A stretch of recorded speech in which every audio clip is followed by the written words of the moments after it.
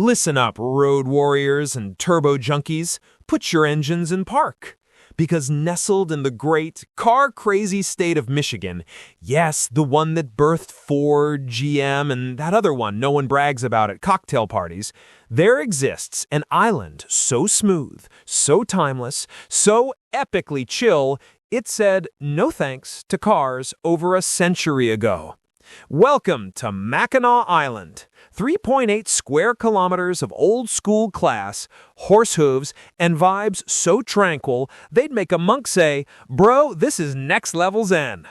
No cars, no problem, totally legendary. Here's the play. Once upon a time, back in 1898, some schmuck's car backfired, scaring the living horsepower out of actual horses. The locals didn't take kindly to that, so they did the only logical thing. They banned cars. Forever. Boom. End of story. Now, instead of revving engines, you've got clip-clops, seagull squawks, and the occasional goose honk. It's basically what would happen if Downton Abbey and Yellowstone had a super classy love child.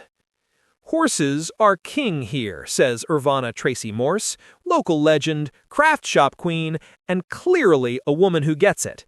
Because when you're surrounded by 600 horses, 600 people, and 0 traffic jams, life is simpler, cooler, more Barney. A place stuck in time, but in the coolest way possible. Every summer, over 1 million visitors take the ferry to this car-free paradise to bike, stroll, or glide by horse-drawn carriage through a landscape so scenic, it's basically Photoshop in real life. They come for the fudge. Yes, fudge. And it's legendary. The 70 miles of trails, the view of the mighty Mackinac Bridge, and that intoxicating nostalgia that makes you want to trade your iPhone for a pocket watch. And when winter hits, the horses clock out, the tourists vanish, and the island goes full snow globe mode. Only the toughest stay. People who know that real peace doesn't come from horse power, it comes from horse power. Suit up, saddle up, be awesome.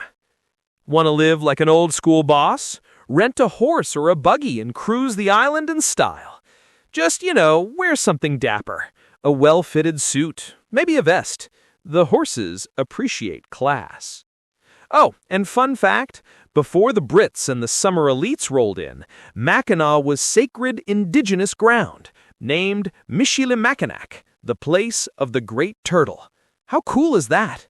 The locals respected nature so much, they built a life around it, which is basically the opposite of what people in convertibles do. History, fudge, and the world's longest porch. By the late 1800s, Mackinac became the playground for the rich and stylish. Chicago moguls, Detroit power couples, they all came here to unplug and unwind. The Grand Hotel, a 138-year-old icon with the world's longest porch, not even exaggerating, is still the centerpiece. Each room, individually designed, each view, epic. Michigan's governor even pitched Mackinac as the next location for the White Lotus, which, let's face it, would be the only season where no one dies. Just people sipping cocktails and white linen while horses photobomb their selfies. Why it's awesome and totally date-worthy? 80% of the island is state park, which means it's all trees, trails, cliffs, and fresh air, not a single parking lot in sight. You can hike, bike, or take a carriage to see Arch Rock, a 50-foot natural wonder that'll make your Instagram followers weep. You can bike the 8.5-mile loop around the island, wave at passing riders, and pretend you're in a sepia-toned movie about simpler times. And when you're done, grab ice cream, fudge, or a drink overlooking the marina.